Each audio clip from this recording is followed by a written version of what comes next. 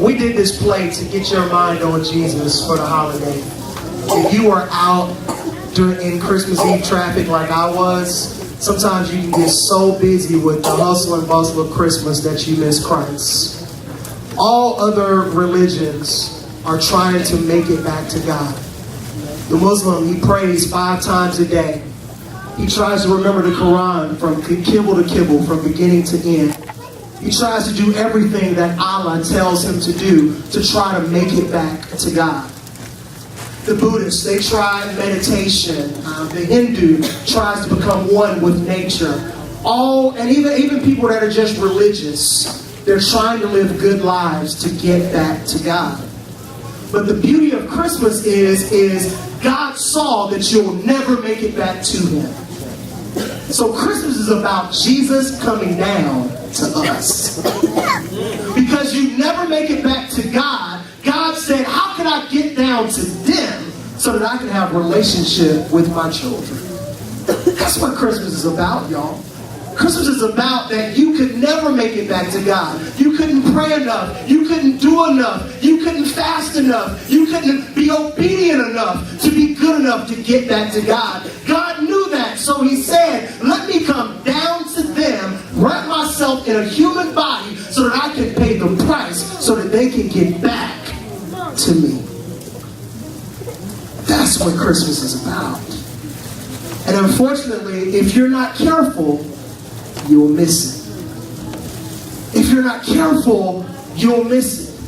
I'm gonna tell you, I was in a bunch of crowd and traffic right before I got here. I saw some members of Connect out there. Y'all was with me, trying to buy my last minute stuff.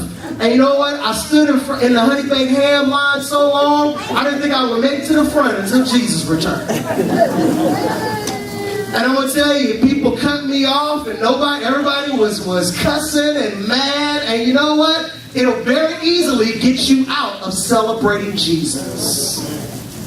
But the beauty of a play like this is it pushes your mind on Him, so that you realize, man, I could not make it back to God, but Christmas is about God coming down to us. Don't miss it.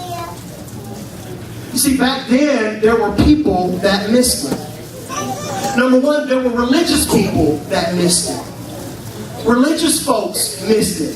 Think about it. In the story of the Nativity and the story of Jesus, it says wise men were following a star, an old ancient prophecy from Numbers, the 12th chapter. And it said the Star of David would point to the Messiah. They lose track of the star and they end up in Herod's kingdom.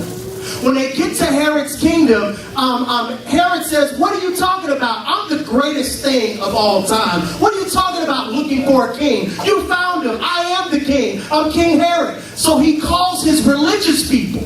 And his religious people says, well, there's an ancient prophecy in the Old Testament that says a Star of David would point to the Messiah. And this Messiah would save the world from their sins. Now, these religious folks could have been like, you know what, we got to find Jesus. If they saw the star, but you know what, they weren't interested. You know why? Because they had religion and didn't have relationship.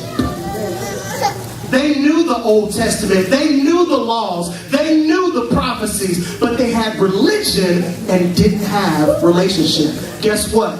They missed it. We also know that there was a census during this time. And during the census, it says that Mary and Joseph were looking for a place. And they looked, and guess what? There was no room for them in an inn. During the census, it was very busy. Everybody's coming back to Jerusalem to be counted. And when they get to Jerusalem, there's no room in an inn. Now during this time, we're not talking about a Holiday Inn Express or a Residence Inn or a Marriott. Typically, inns were places for robbers or thieves, because when you went to the Middle East, you typically stayed with family. You didn't have to stay at an inn. So if somebody had to stay in an inn, that means they had no respect in a place. So they had to buy a place for them to stay. Well, guess what? Mary is supposed to be a virgin, supposed to be engaged to Joseph, and she's pregnant. There's no way that a family member would take her in, so she has to go to an inn. And guess what? She couldn't even find a place in an inn.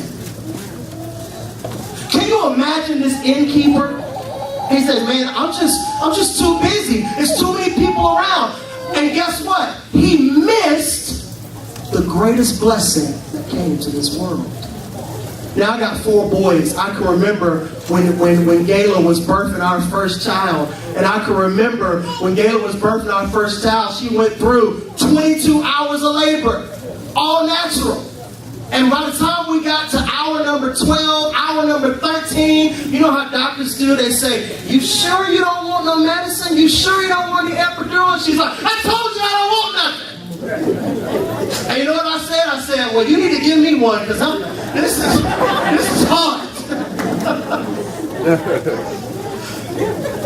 But can you imagine the stress that Mary is going through? And guess what? This innkeeper, we would have been celebrating him right now if he would have opened his doors and said, I'll receive you, I'll receive you. But he just was too busy. I don't think the innkeeper had any vendetta against Mary and Joseph. He was just too busy. Guess what? Sometimes we get too busy and we miss who? Jesus. The religious, they had too much religion and didn't want a relationship with Jesus. The innkeeper, he was just too busy and he missed Jesus. But what about this last person that missed Jesus? Herod. When Herod talks to these disciples, he wants to, his religious folks tells them that, hey, this is a prophecy and it's going to be fulfilled by the Messiah. Herod comes on the scene and he says, well, why don't y'all tell me when y'all find Jesus so that I can worship him too? But Herod had no intention on worshiping Jesus. He wanted to kill Jesus because he didn't want any threat to his kingdom. And guess what? He missed it. He didn't miss it because he was religious. He didn't miss it because he was too busy. He missed it because he was plain old evil. He just didn't care. And I don't care about God.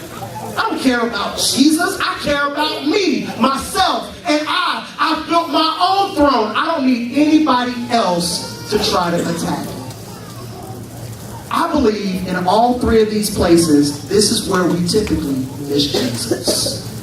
Either we're too religious and don't have a relationship with Jesus. Either we're too busy like the innkeeper and we miss Jesus.